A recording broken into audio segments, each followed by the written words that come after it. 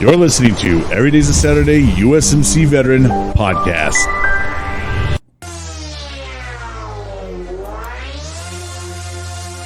Now introducing your host of Every Day's a Saturday USMC Veteran, the one-man show, Brian Roof. What's going on, friends and family? Thank you guys so much for joining me on another great day, another great interview. Thank you guys so much. And if you guys haven't had the chance to go check out the website, please go check it out, edasusmcvet.com. Great place to check out all the previous shows and what we got going on now. And also in there, we have nonprofit organizations as well as veteran-owned businesses. And I'm trying to add. So if you know anybody out there that has a veteran-owned business or nonprofit, I'll definitely add them to my website. No, there's no strings attached. I'm not asking for anything. It's just me trying to help get the word out there as much as we can. And I'm excited to have my next guest on. My next guest, she's a doctor. She has been married to a Marine for 35 years. God bless her. I can't wait to hear all the great things that she's got going on, because it doesn't just stop there. She's got a lot going on, but I'm going to let her talk all about herself. We have Monica Sanford, Dr. Monica Sanford, I should say. I'm a doctor of nursing practice. Thank you. Well, thank you for having me. This is great. Oh, no, I'm absolutely glad to have you on. I think that you're going to be able to add a different perspective to the show. Kind of a side that we don't necessarily always get to see or hear from. And I know, like my wife, she'd probably love to tune into this episode because I think that she can probably gain a little bit from here. But, go ahead and tell us all about you, where you grew up, kind of, what you did with your life and how you ended up marrying a Marine and making it work for 35 years. So I can't wait to hear. Well, thank you so much for having me. And that's why I wanted to come on, because it is the different perspective from the provider standpoint. I get so many questions from so many vets, from even Vietnam era, any kind of Iraq, Afghanistan, vets that don't know what they're entitled to, don't know how to claim and how to apply and what they can do. And so I started, kind of coming on shows like this and letting vets know all at one time what they can do. But I am a doctor of nursing practice, graduated from Vanderbilt University. I love Nashville. But I was born and raised in Houston, Texas. Both of my parents were Army, and came to Florida, where I met my husband at University of West Florida. And then he was prior enlisted at the time. And then he went, we got married right between enlistment and him going to OCS. So went up there. So I've been with him since, before OCS, and then OCS was just a different ball of wax. Oh my God. So he was out in the field all the time and training all the time. And of course, all of you guys were. So, but making it work, definitely, we can get into all of that, in a little bit. Being a spouse of a Marine, it's kind of crazy. But the main thing I tell any young spouse coming in is to focus on themselves, because they're going to have themselves when their military member is deployed. They have to be, everything all at once. So put some time and effort into yourself. You're living life with this person, not through this person. So you can do both. You're living the Marine Corps life, the military life, but you have to make your own path too. So, you're even more unique in a way that you were with him, at the beginning, right? And then you guys have stayed married since. So you've literally watched the whole transformation of him basically turning into a Marine, having a different life of responsibilities, and then, obviously going through all the different things that, the Marine Corps put you through or you get from it. Right. Well, he had been in the reserves maybe a year or two when I met him, but 35 years ago, and me in Pensacola, I didn't really I knew my parents had been in the Army, but I didn't know what being with a Marine meant until I was with the Marines. Yeah, it's you kind of enlist yourself at that point in time. The Marine Corps is always had a saying, if we wanted you to have wife and kids, we would have issued you them, Yeah, right? So right. they don't.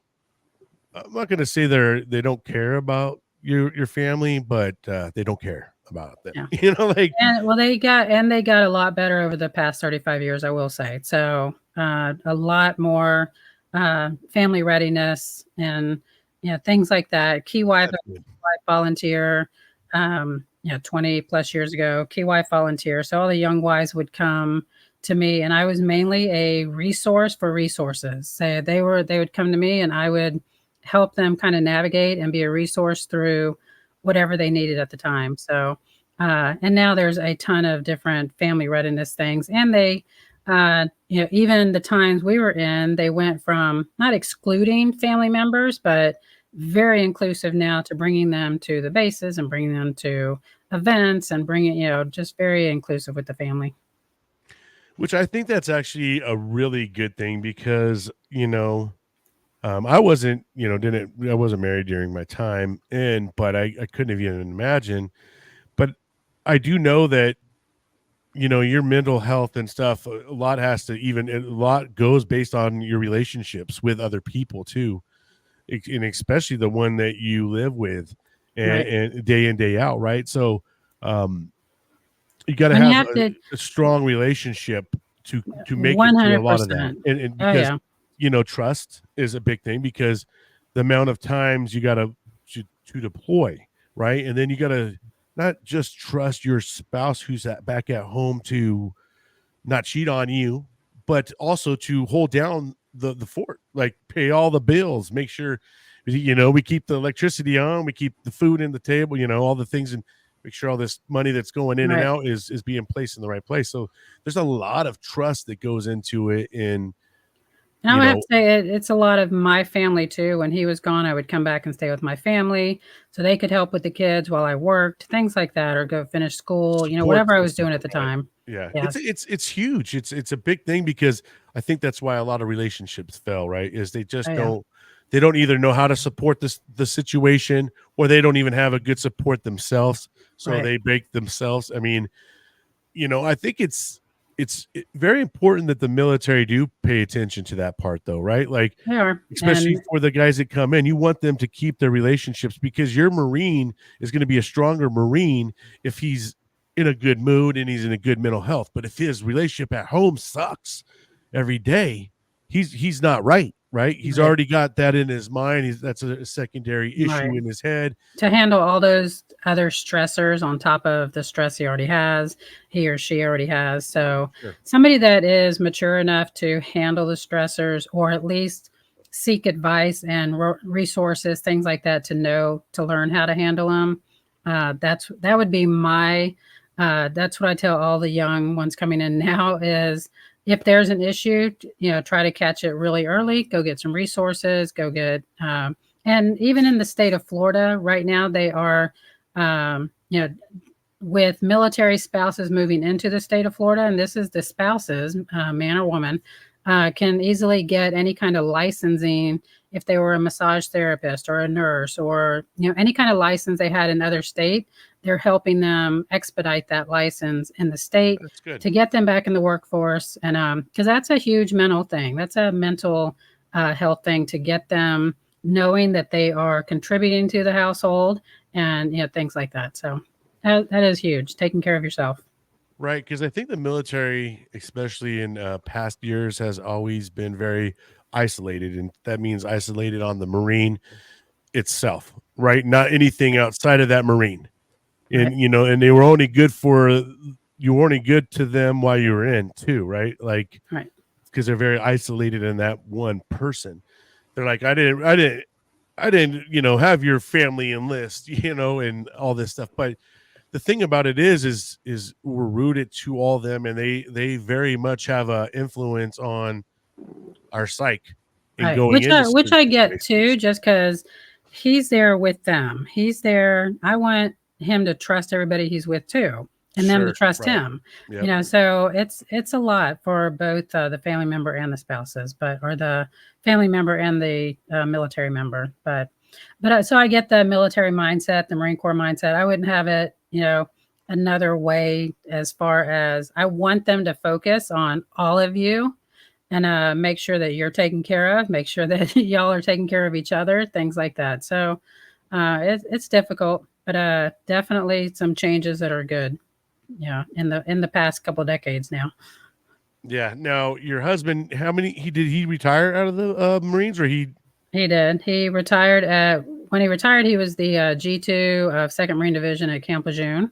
Oh, wow. So he was a 05, and that is about 9 years ago now. So he's been out a little bit. He's growing the full beard. He said all of 2024, he's like, he's doing the full beard. So yeah, we'll see how long that that's lasts, pretty because right now typical. it's 100 degrees. So Yeah, I mean, I've gone through the phases. I've had the full beard, and it was kind of hard to get used to for me for a while. Like, I even kept the clean cut for the longest time. I still haven't been able to go past a certain point in length on my hair. yeah. But the Well, facial he's thing bald. He's bald and has this big, huge beard. So, yeah, uh, nice.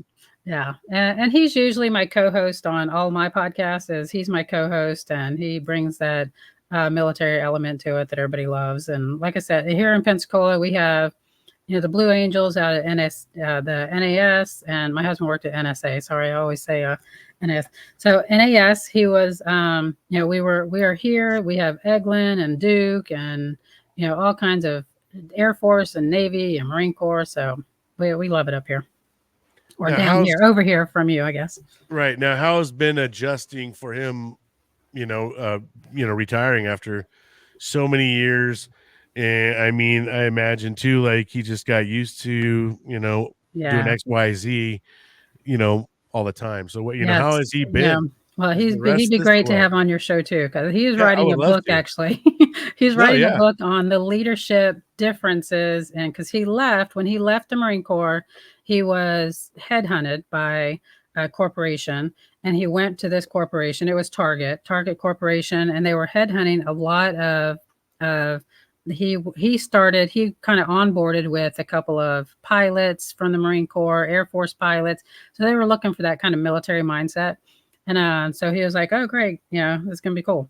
So he goes in, and he was going from, and of course, you put something in front of him, and he was number one all the time, district wide, statewide. He would go up and get awards. And anyway, but Just a he did. badass. He Yeah. did not like it at all. He didn't. Yeah, the So, tooting horn. no, and then Yeah. he left there and went to Amazon. So he helped run the Amazon plant here in Alabama. That's like 20 miles from us. But so he is definitely has that. First I told him, he found out quick he's not as funny as he thought he was in the Marine Corps, where where everybody, hey sir, that's funny. No, so We're gonna laugh at you, sir. Yeah. so here in the civilian world, we talked about it when he transitioned. It was like, this is, you can't tell people like that what to do in the civilian world. You have to. It's not you're going to tell somebody and they're going to jump as high as you say. So it was definitely a transition. He could definitely speak to that, but it was difficult. And now he's retired. He's like, I'm done. I can't. No, yeah. No, that's good for He's him. about to be 60. He's going to kill me for saying that, because it's a running joke now. I'm like, how am I married to a 60-year-old? But I'm right behind him. I'm about to be 58. So. Yeah, I'm 43. My wife just joined the 40s club. She wasn't very happy that I kept saying that. Like, welcome to the 40s now. I know. My She didn't wanna hear it. his next birthday is 60. So I'm like, ooh. So anyway, but yeah, he would love to come on at some point. Oh, absolutely. Heck yeah. I would love to have him on. I know that it's a struggle to, from a spouse standpoint. You were a lot more, it's different, I think, for a wife that actually was kind of enlisted, or you're basically enlisted the whole time, right? Versus Right. someone like my wife. She met me after the Corps, right? And Yeah. she didn't even know who I was before, how I was before, but she just gets this, Oh wow. Yeah. stern guy. So I think that is even a bigger difference too for a spouse, in terms of kind of going through the enlistment and being done with it, versus meeting someone prior. Now, I know you guys had your ups and downs, but how did you guys always kind of manage through things, or did you just kind of find support groups with other wives and you guys kind of leaned on each other? Oh no shit, yeah, he's going through the same thing, or Well, that that is type of stuff. huge. That is huge. Having the wives around, I would always go to, wives event because they do know what you're going through. And in the civilian world, they have no idea, no Right. clue what's going on. Sure. So even when we first got married, OCS, I would made friends at OCS. It was that type of, and then we would call it our therapy sessions every, our therapy down at the O Club back then, or and now I can't remember the name of one of the places on Camp Lejeune. It's gonna drive me crazy. But the Wooden Nickel, that was it. So we would go and just chit chat about everything going on. You had to lean on other wives that were going through the same thing. But the young wives, like I said, I would always tell them, go to school, keep your mind active, get some little job, even if it's a stay at home job. And back then, 35 years ago, the stay at home jobs were like Tupperware or, things like that they could do at home, and like just do something or go to school if you have little ones, online classes, whatever it takes to have your mind going somewhere other than my spouse is deployed type thing, because you always worry. Makes And let sense. me say, back then we didn't have Facebook type thing. We Right. didn't have, No. all this. We couldn't text them or we couldn't call them all the time. It was now they're in such contact all the time. But so back then we just didn't have that. We had to lean on a lot of the Each other other as a spouses. support group. Yeah. Right. Yeah, especially during deployments, because like you said, it wasn't just as easy as going to find a cell phone or anything like that. You'd be lucky if you had a AT&T calling card and maybe Right. found a payphone somewhere. Right.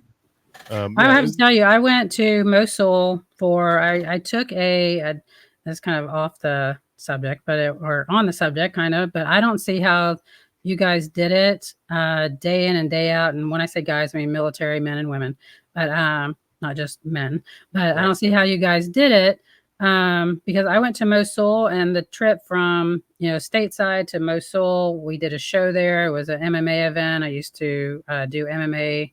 I used to own a gym on the Marine Corps base, and then we took a show to Mosul, Iraq, and we were just there 10 days, and I get to come home. So I got to come home, and I felt so guilty leaving, and just seeing what y'all go through day in and day out over there. It was just, it was so emotional for me leaving. So I could see where people would come back and have all kinds of things that I see as the disability claims provider. When they come, I get it. I was there even 10 days, and it's just, you have this hyper vigilant kind of hyper awareness. The PTSDs, they're super real. So The I get Marine it. Corps is way more intense with pretty much all the training. Yeah. I mean, besides a lot of the special forces, but when it comes to boot camp, and even after Yeah. boot camp, there's there's schooling, there's things that happen where you're kind of still in that environment of just someone's literally you're getting count down to pee in a Yeah. urinal, and you're not done peeing. The guy's telling you better be done, and you're peeing all over yourself. Yeah. I mean, there's some games that get played with you that you probably some people may not be used to, right? And Yeah. they never got hazed, and because they didn't play football or wrestle or something, Yeah. they weren't used to that, and then they get hazed, and then that really could be very traumatic to some people, Yeah. right? Or very degrading as well, because that's just it's a different mentality, I think, when it comes to the training. I guess when everybody's in there, they're all trying to be the most macho is there, right? Right. Like, I'm the Yeah. baddest, Yeah. Well, my it, husband did it before he in high school. He was the quarterback of the football team, and then he did a lot of jujitsu, Brazilian jiu-jitsu, yeah, and like yeah, I said, I had owned the gym, but he in and I can't remember where he was when he ran an MMA, like a Brazilian Jiu-Jitsu gym on base in Ramadi. So it Oh, shoot. was a lot of guys out there that he still stays in contact with. Did jujitsu with him, and that was a good stress reliever with them. But it was that kind of on top of all the other training they did, just trying to train to keep a mental health. I am a huge proponent of doing any kind of boxing, jujitsu, any kind of MMA stuff for mental health. I just saw such a change in some of the Marines that on Camp Lejeune that came to my gym. They would come up to me and say, "This is the first time I've slept all night after your class." It was one of those that they were just so either depressed or anxious or whatever was going on. And then they would come to class. You don't have time to, think about stuff except what you're learning from the other instructors. And so I love MMA. I loved Oh, owning the yeah. gym. And so it's huge for mental health. It really is. I mean, I used to wrestle in high school and play Oh, cool. football, and so I loved both because they were a way of me being able to be super aggressive and not get in trouble, right? Yeah. I can slam the shit out of this dude and Yeah. I'm not getting in trouble. Everybody's cheering me on. Yeah. I can go smack this guy with my helmet in the face and everybody's cheering me on. You know what I mean? Oh, funny. It was, but I think it Wrestlers was have a different mentality. yeah, I it loved was, my wrestlers. yeah, it was a definitely a great way though to get out a lot of things, and then you're so you use a lot of adrenaline, right? It's an It is. adrenaline rush, Well, it's and a mental game. It is a mental you are absolutely. mentally trying to submit this person or get out of a hold or a submission hold, things like so it is a mental game, and It they becomes a are chess match in a lot of yes. ways where you got to Yes. outthink someone and think, ahead of a couple moves, or Yep. if he does this, I need to do that. But it is those kind of sports and especially when it comes to wrestling, MMA, you're in there by yourself versus another person. It's Right. one versus one. And so and in your mind, if you outbeat this person, it's just that's a huge gain in you. Like you're just like, yeah. Yeah. It's just the feeling of winning those tournaments, being in first place, you're like, Yeah. yeah. It Getting just I your mean, arm raised at the end, that's it. That's yeah, what it's they just fight for. totally a great drive, and you literally have no energy at the end of the day to go out and do stupid stuff, right? Right. I still did Yeah, though. they were exhausted, I know. Well, a lot of them still did, Yeah, it but at was least tough, they felt good about it, and they talked about it. They talked right? about and they could talk about it with other, guys that were doing the MMA. They could talk their strategies and talk about the mental game and talk about, the physical portion of it. So, yeah, I loved it. Yeah, Still it love it. just there's a lot of things that go into just the training. Even training is, very intense, um, because Yep. you have to be in shape. You have to be Oh mentally gosh, and yeah, physically in shape, because it's a mental game too, right? Like you yeah, can really screw yourself in that kind of situation. But let's talk more about some of the stuff and how you're doing in helping veterans get their claims in and things of that yeah. nature because I think there's a lot of veterans in general that kind of have a stigma and about going and getting a claim in or even putting a claim forward Yeah. because they feel they don't want to take a handout or there's just all the things Well, that and go I around hear it it all the time that they don't wanna take the money away from somebody from someone else, else. that they're like, I didn't have a traumatic event or an injury or get blown up or I have all my limbs," things like that, so they, um, say that they want somebody else to get that money, and I keep telling them, "You getting your money and what you're entitled to is not gonna keep them from getting theirs. They're going to get everybody is going to get it. Now they may get more based on what they need, but they still need a claim. I have Vietnam veterans that come in that still have never claimed, that they just didn't know what they're entitled to. So Vietnam vets are claiming now and getting 30 to 50% or more because the Agent Orange. But the PACT Act, what the PACT Act did last year, the legislation, excuse me, came out and it expanded the scope of what people are entitled to. They want to get people in the VA, want to get them seen, things like that. So, and it specifically put in there Iraq and Afghanistan, exposure to the burn pits and the sand and, the military, the MOS exposures, the environmental exposures, just all of that was very unique to Iraq and Afghanistan or other places around the globe too. But it is not anybody can apply. It's not just Iraq and Afghanistan vets, because that's what a lot of people were thinking. PACT Act came out just for Iraq and Afghanistan. But it is anybody can apply. So, and it's never too late to apply. You can apply and then you can reapply, or you can apply and if it is declined or denied, if it's denied, then appeal. Just appeal and just make sure you appeal. Yeah, you have to. And I had somebody from the VA on one time. He was military. He's like, I had to reapply 19 times before I finally got it. So literally just reapply, keep applying. And I don't take anything personal, meaning if I submit your chart and you see something that was wrong with it, appeal it. I want you to keep appealing it or keep claiming it if you see something on the chart that's not correct. But this is all from a provider standpoint. So I'm a nurse practitioner. And so you are going to go in to see, the veteran is going to go file the claim with the VA. They're going to send them to an exam. So I'm an examiner. So if you go see a nurse practitioner or a PA or a physician, just be prepared to, one, be comfortable. Don't miss the appointment if you can help it, because it may take you months to get another one. But so it is, be comfortable and allow enough time for that hour or two to sit down and go over every single claim that you have, and just don't be in a hurry.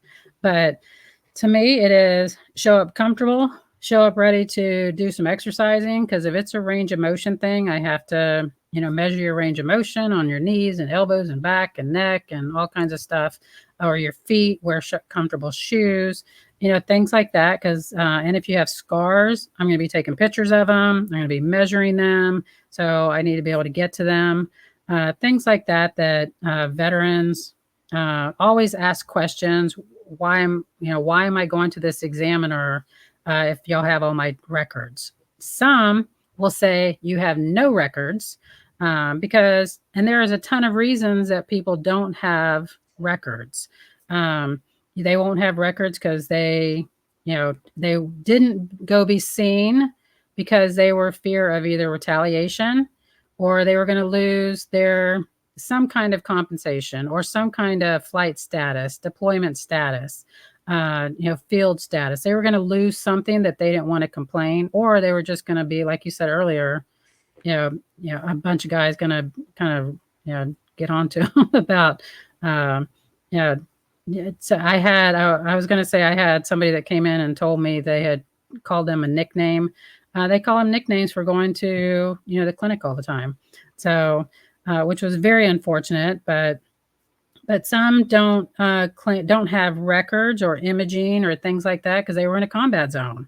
They didn't keep that stuff. It's not like you go and check in and, okay, the doc will see you now type thing. It's like you bandage it up and go on, those type of things. But you can claim everything, any tiny little thing, you can claim it from, if you just go head to toe. Headaches, anything having to do with mainly head though, eyes, ears, dental, TBI, any kind of PTSD, those have to be with a mental health provider or a neurologist or eye exam, ear exam. Those are specialists. But if it's skin cancer on your face, we deal with that all the time. And then you just go down. If your neck hurts, your shoulder hurts, your back hurts, your hips, I have an older gentleman that came to see me that his wrist hurt because he was a mechanic and was just cranking on a wrench all day. Right. So, and when he's 20 years old, it didn't hurt him that much. Now he has horrible arthritis in his wrist. So, yeah, claim anything, respiratory stuff, sinus stuff, things like that. But just to let everybody know, I have nothing to do with the rating. This is from a provider standpoint. You coming to see me for the exam, period. So, having said that, I know I'm going on and on, but having said that, it's I want the first thing we're going to ask you that I ask you is what was your MOS, so I know right off the bat what you were exposed to. Meaning, if you're an aircraft mechanic, you had aircraft fumes and fuels and gases and all kinds of stuff. And but so we're going to ask you your MOS, and the first thing is going to be what's your diagnosis, if you have a diagnosis. If you don't, that's fine. We'll just put you've never been diagnosed with something. However, we may be diagnosing you that day. So it's but we're going to tell you, okay, tell me the story about what your claim is. If it is neck, back, whatever. And it could be repetitive use, overuse, kind of musculoskeletal, carrying heavy packs, running every day, whatever it was at the time. I need to hear the whole story. When you come to see me, it is not time to embrace the suck. It is not time to suck it up. It is time to give me the entire story. I want to hear every tiny little detail. So it's so we're going into the entire story of that onset of what that was. And if it's sinuses, things like that, I was out, as on field patrol every day and getting sandblasted and dust in my face and burn pits and breathing. And now they have breathing. Do it to you right off rip. Yeah. And that's why I'm saying when I was there 10 days, I'm like, how are they doing this for years at a time? This is insane. This is insanity being here just for the 10 days I was there. So yeah, I try, when I tell them I've been married to a Marine for 35 years, I'm on your side. We need to figure this out. We need to figure out what is going on, what your claim is, and the best way to, submit this. So I can, and just so veterans know, I don't treat anything. It's not like you're going to an urgent care center or things like that. You just identify the problems, right? Exactly. So I'm examining the problem, identifying the problem, writing down the whole story of this, a narrative of a story. And my husband has said I probably, type too much on the story, but I want those people that are looking at the claim. You have to elaborate. You have to elaborate before. I've noticed, with a lot of people who've done the claims process, it's very typical to get denied the first go around. Yeah. Right. And some of them are not medical looking at it. So yeah. And then sometimes it's, then you'll go back and then they'll send you through everything again. And then all of a sudden you're approved. You're like, what the hell? Why did I do this again? It's just weird, it can be frustrating. It is frustrating. And I think that's kind of a part of the goal, in a way, is let's they won't come back again. If it probably, honestly, for me, if it wasn't for my wife, I wouldn't have even been as far or made it as far as I was with the claims, because she literally was patient enough, was willing enough to fill out every 100,000 pages that they gave us. Yes. And get put into the phone number ring around the Rosie, and then end up back at the same phone call.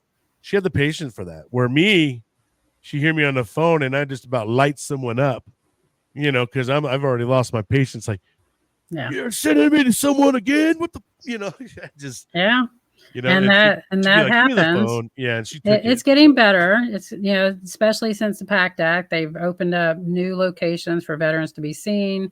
They've at the va.gov and at your local vet. If you are near your VA, go into your VA and see everything that you are entitled to, because some people don't realize everything they are entitled to at the VA.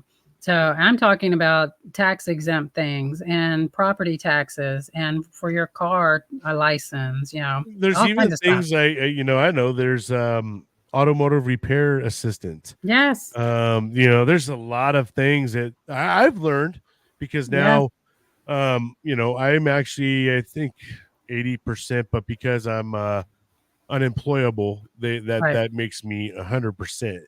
But I started learning about all the things too. I was like, wow, and a part of it is I'm like, I always looked at things as handouts, and I don't want any handouts, I was always like that.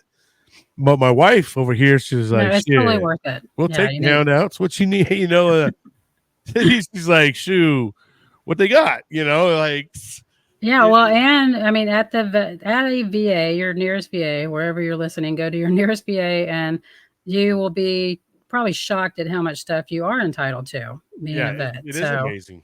yeah, education, home loans, you name it, all kinds And of not just stuff. you, But but a lot of your dependents, oh right? yeah, Like and your my spouse and your stepkids, my stepsons, they get to reap the benefits of going, college benefits and things like that, because of their stepdad and yeah, they're my dependents. So it is yeah. I there's a lot of teach things at out there. It's not just sometimes for it's for the future of maybe your 100%. family, right? And here at this VA, the wives can go in, or the family, the kids, whatever, can go in, and they have workout programs or fitness programs, whatever it Love is, it. or fitness Yeah. classes or cooking classes or whatever. But yeah, definitely go, to the nearest VA and check it out. And um, but back to, it's the one thing we're going to ask you to, if you haven't got it, because I need to, if you were in Iraq and Afghanistan or Vietnam or wherever, is to have a Terra memorandum done, a toxic exposure related activity memorandum done. Go to your VA, ask your service provider to help you fill out a Terra exam, so that, or Terra memo, and there that is going to tell them that they need to look back in your record and see where you were stationed, and where you were possibly exposed to anything.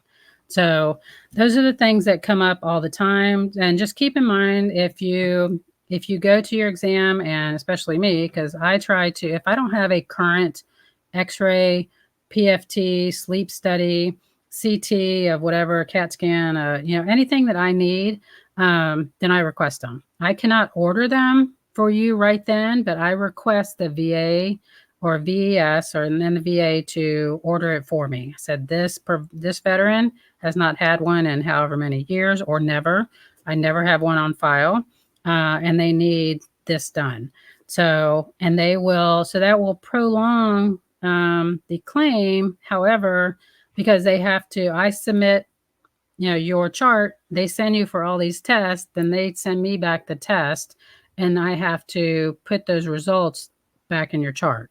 So it takes a little bit longer, but at least we have everything kind of documented, all the images done, and gives us more what we call objective evidence to go with your claim. That helps just pull the whole story together. So if you haven't, go ask your primary care provider to send you for a sleep study or a pulmonary function testing, Sleep things like apnea. that. Sleep apnea is huge. Any kind of, like I said, sleep apnea is huge. Sleep apnea and tinnitus, the hearing thing, is just, those are huge. So, but then I can also Got request 'em a both. referral. Yeah. So, I mean, and that's probably a big chunk of your 80%, those two. But um, and I can request anything I need as far as a referral, mental health referral, things like that. I can request them. So it's a process, and you have to be prepared for the process. But, somebody that is taking their time, and if you don't think your provider is taking enough time with you, because some are not military or military affiliated in any way, just slow them down and let them know you need to tell the story, and tell them the entire story, that you were exposed to whatever. I have people that were on ships and crawling around, literally crawling around for years on 8 decks of a ship, and now their knees are just shot, type thing.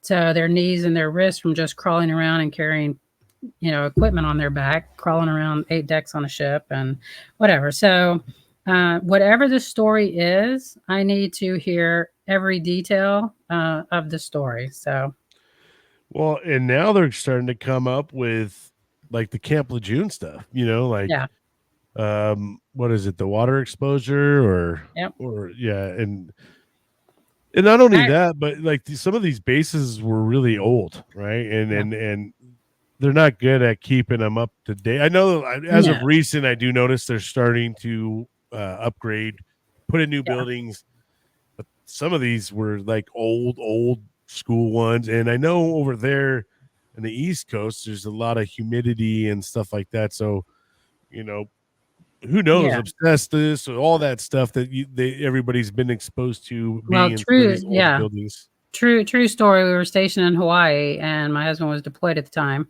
We were on base housing, and all these housing people come over with full hazmat suits on, and I have two babies in there now. They come in full hazmat and said, "We think this is all lead paint," and I'm like, "We've lived here for how long now, and you're just now testing this for lead paint?" Things like that. I'm like, "Are you kidding me?" And so they were testing for asbestos, lead paint, all kinds of stuff. And this was 30 years ago. But still, now all those houses are gone. They built brand new housing. So yeah, it still happens. The Camp Lejeune stuff I don't really deal with right now just because it's still in litigation and Yeah. that type of stuff. So Now, yeah, now, do you know anything with that? Now, there's always rumors about that, like getting involved in claims. Right now, there's a hearing loss one going on right now. That's a pretty big one, right. and then you got the Camp Lejeune one. Now, say someone's already getting acknowledged for a percentage on that. The I don't know if this is a myth or if it's true, but they say that you're not really entitled to that settlement because you're already basically being um you're already getting you know taken care of it, and then that could adversely you can lose it if you take on the Dep- getting on top of this litigation thing. Depends on, I would say go check the va.gov and check with an attorney if you're going that route. You can always claim, it depends on what you're claiming, is what I was going to say. So it depends on what you're claiming because some have already been paid out that I've heard, is when it was directly correlated with being at Camp Lejeune, and now they have some kind of cancer or some kind of things like that were 100% correlation. But there is so much in litigation, so many different claims that each claim is different. And I don't want to speculate and say that you would lose another claim if you filed a new claim, but talk to the VA and talk to your attorney.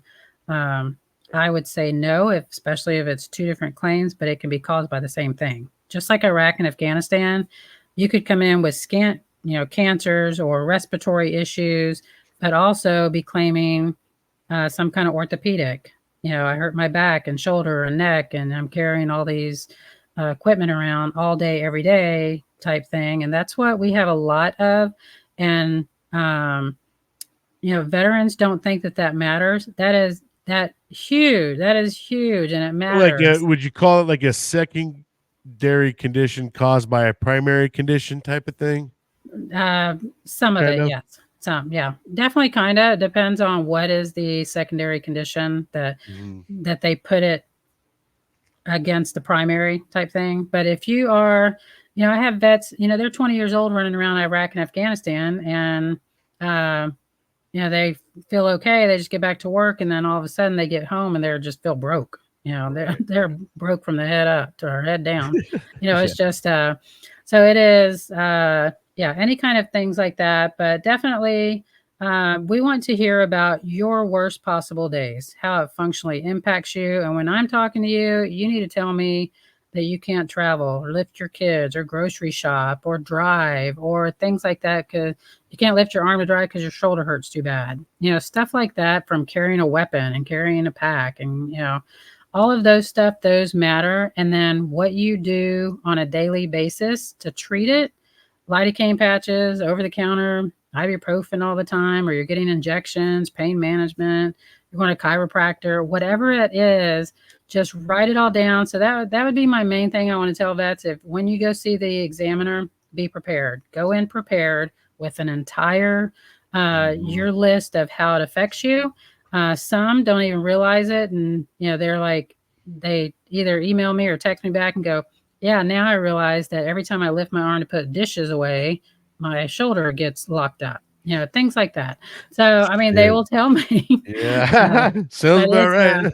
Yeah. So anyway, it's be prepared, have your whole narrative prepared of the onset of what happened and how it affects you on a daily, and the flares. If you have flares, I want to hear your worst day ever with that claim type thing. So you got to exaggerate a little that's bit it. on it, right? Like, just so they understand, because you got to give them worst case scenarios. Because I know for me, like even with my lower back, right?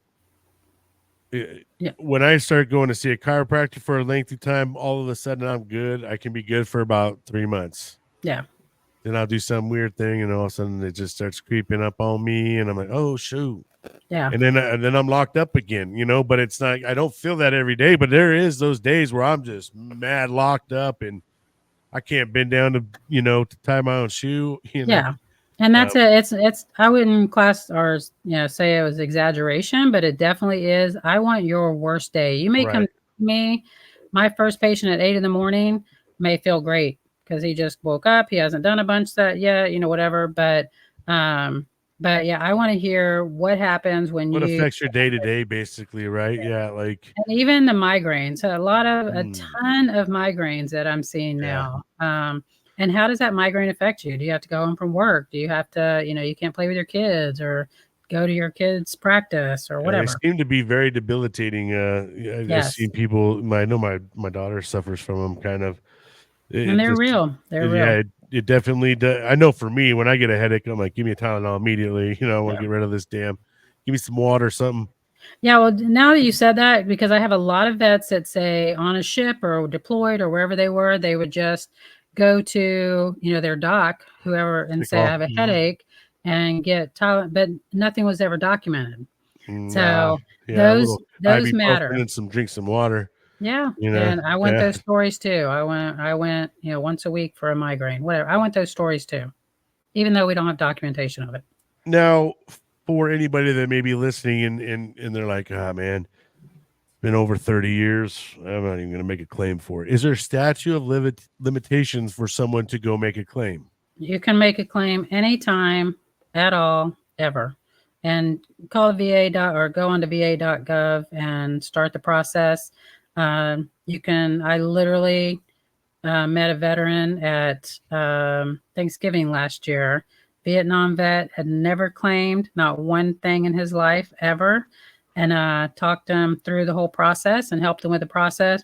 Literally called me not even 2 weeks ago and said now, so it's been 5 and 6 months that it took him, but now he is getting everything approved. Yeah, did he have So any kind of VSO help, or he did. mhm. I told him because he lived about Didn't almost two pay hours from anybody, me. right? Like, you just found a No, VSO to help? Yep. didn't pay anybody to help him. He would call me. He would call his VSO. Things like that are free, and walk him through the process. And now he was Vietnam. He's some presumptive service with the Vietnam and Agent Orange, so he's getting his payments now. So That's amazing. yeah. Now, So and for anybody, just so you can go claim something that was 30 years ago, but they won't acknowledge it until the day that you go make the claim. So basically, the clock starts for you the day right, you initiate that paperwork and submit it saying you have this issue, right? And right. then that's the date that you would be backdated to if they did find that you got a percentage from them. Right. And some I've heard, and I shouldn't even say, I was going to say that some of the Vietnam vets, I know that they are getting some back pay Oh, from Agent Orange exposure, depending on what their claim was. But check with the VA. Like I you said, just got to find the right person to go word your stuff, right? I mean, yeah, VSOs are very key. yeah, I think a lot of veterans out there get duped into these people that will pay. Oh, we'll pay to get you what you deserve. right. Yeah, I mean, Yeah, we'll get you what you deserve, but you got to pay them a percentage of what you get back. right, Now, you don't even got to give that 20% up to someone if you go use a VSO. They're in there for your correct. best interest, right? And they're going to point you down the right direction. They have to That do their that's due kind of what diligence. that's what got And me, initiated too. Is just good, finding the VSO, and what was great about the VSO is he was a veteran himself, right? good. So Yeah, he was able to say the things I needed to hear and point me in the right direction. because the Yeah. last thing I was just getting so fed up of getting put into the circle, you know, and it was just a vicious circle of never finding that end Yeah. result. And so I was like happy once I found the VSO and I got turned on to that. And then, I mean, they help you a lot. VSO. 100%. Start with them. Definitely start there. Go to your VA. Call your VA if it's not in a distance where you can get to. Go online. Call them. Make an appointment. Things like that. But start there. Some definitely have to go through litigation type proceedings or go through a lawyer. Things like that. But most of them that are up and up will take just one flat fee and get it done for you instead of a percentage every single time. Yeah. So go to a legit lawyer. Yeah. That's the thing. You know, a lot of people don't realize that's what you're deserving of that part. So Yeah. don't go giving it up to someone else that didn't Yeah, work for it. definitely. They're just trying to prey off of what you absolutely are deserving of.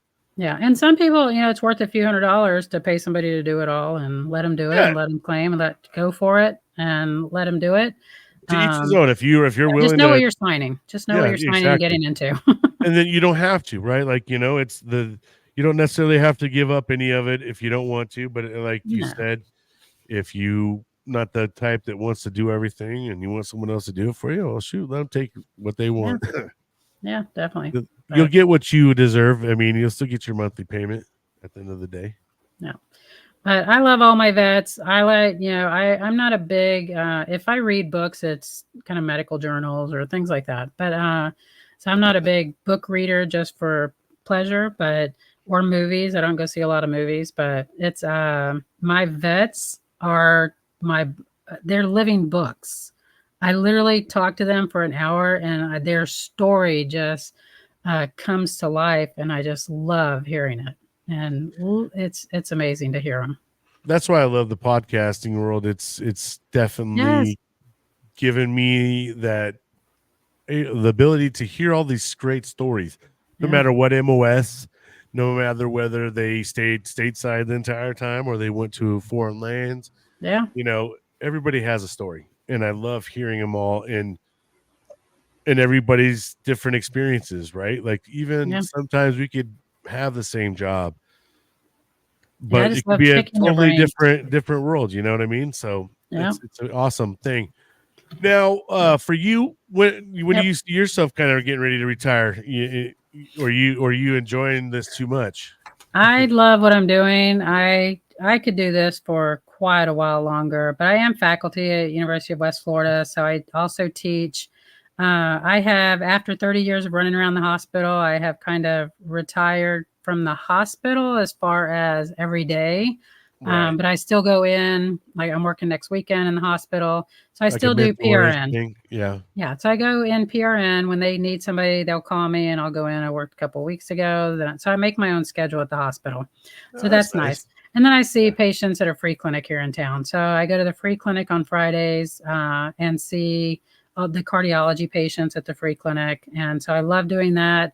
So, but the main thing is a lot of kind of legislative stuff. And Nice. most of it is either for cardiology patients, legislative priorities, or the VA. So anything the VA needs, I have a contact here at the VA, and he knows that anything he needs, he can call me, and I will go either, kind of bang down doors in Tallahassee or DC or do whatever he needs, doing kind of health policy, legislative policy stuff for veterans. So I'm not retiring anytime soon. Put it that way. That's the fun part. That I love to do.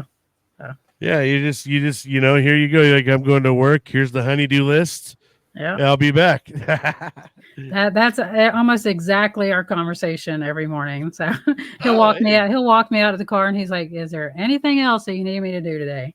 He's just like, yeah. But what if the one thing, if I don't get done, you're going to be a little pissed off at today? That's a good way to put it. Like, what do I Happy have wife, to happy do? life. You got to Yeah, know about that. I mean, after yeah, 35 years, I'm sure he knows.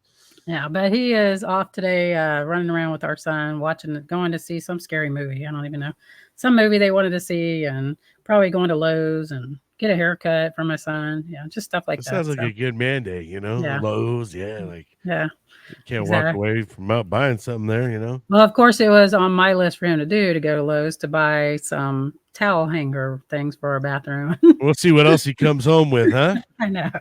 It's like So, sending a woman to go shop at Amazon and exactly. like, "I Like, just can need you do this." this for me? Okay. Oh, Well, yeah, if I then have all of a sudden to. she sees a deal, "Well, it was only $5.99." Like, Yep. times 10. Yeah. Yep. But Yeah, I could, yeah, shop and go have girls wine lunch all day. So shoot. that's my husband's other thing is it's because I do events and I go to different chamber of commerce and military affairs committee meetings and stuff like that. And he always says now he retired and now he's just my driver. So Uber I driver, yeah, know I love it. He drives me everywhere and picks me up, and so that's how my wife is. She doesn't wanna drive anywhere, she leaves oh that no, up to me now, and yeah. yeah, I just sit and wait in the car or. It's So okay. I he know he will myself in go. a lot of ways. He has said I have 2 events a year that he can go with me. So for me to pick them wisely. So I kind of drag him to 2 or 3 a year events that he will kind of get dressed up for me for and go. So Well, Monica, I really appreciate you coming on and taking the time to talk about all the things you got going on and how you're still out there helping our veterans and, you know, this being the was spouse fun. of a Marine. It's definitely a hell of a duty within itself. It's worth it. Um, but, I thank you so much for everything that you're doing and continue to do.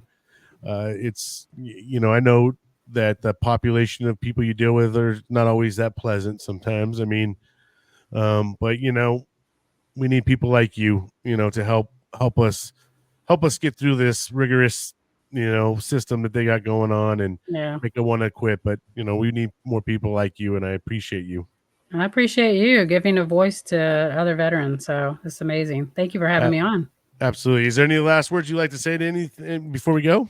No, anytime you can file, then go to va.gov and get your claims in and see what you're entitled to. And check out the Monica Sanford show on, I have Instagram and Facebook and my podcast too. That's fun. Well, Have a yeah, lot of let's stop veterans. let's talk Yeah. about the podcast real fast. Yeah. Then we'll go. Yeah. Yeah, I didn't even get a chance to hear about your podcast. Let's hear about Yeah, that. literally, I talk to everybody about anything, and I've had chefs on, pastors on, a lot of veterans. A lot of veterans should Nice. have a lot of commanders of bases that are around here. How long have you been Tell doing me it? what they're doing. I'm on my 4th season, so about 4 years. And Wow, the nice. first 2 years were kind of rocky because of COVID, and I was working every day.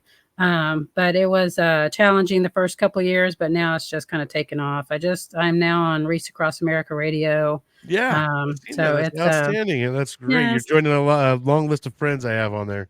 Oh, yeah, I love it. They have a ton of great so go check out Reese Across America Radio. I'm on their Friday night lineup, but their lineup every day, all day is all veterans, all shows. So, and my husband, retired Marine Lieutenant Colonel, he is my co-host for almost every show. So, brings that military kind of chitter chat to Are you on Spotify and all that stuff as well? Spotify. I'm on Okay. Spotify, iHeartRadio, Reese Cross America National. So it's fun. It started as a hobby, but the past year now it kind of took a violent shove into business mode type thing. Because I am just have so many people wanting to be on the show, which is a good thing. So they will reach out and go, how do I get on the show? How do I advertise on the show? Things like that. So it's fun. And right now I'm keeping it fun. And I talk to everybody about anything. So I love it. You're the next Joe Rogan, then you know what I mean. That's no, it's and fun. I love it. Right, conversations and all that stuff. Yeah. It's great to hear other people's perspective. You can learn so much from others. Yes. I just Just want to through hear a just through a how do they conversation. get how do they get to do what they are doing? That's my main thing. It's like it's just if it's interesting and I want to hear about it, then I'll have them on and chit chat with them. So Love it. anyway, yes, All but right. thank you for your show. Oh yeah, no problem. That's I'm great. glad you want to come on. I'm very appreciative of it, and we'll be staying in contact. Definitely. I'm But sure I'll see you soon. absolutely. Once again, thank you so much. Thank you. All right, bye-bye. All right, friends and fam. Well, that's going to go ahead and wrap up another great interview. All right. I appreciate you guys so much for tuning in each and every day. So remember to check on your loved ones, your best friends out there. There's a crisis lifeline if you don't feel comfortable with talking to someone and you'd like to kind of keep it discreet. Give the 988 Veterans Press 1 and you can talk to someone, and I know they help out with resources and all that stuff. Just make sure you're reaching out to someone. You can always email me every day is a Saturday, 365 at yahoo.com as well. Just make sure you're out there checking on each other. Make sure we're all okay. And you know how I say, make sure we're out there kicking the day's ass. Don't let it kick yours. Until next time, we'll see you guys.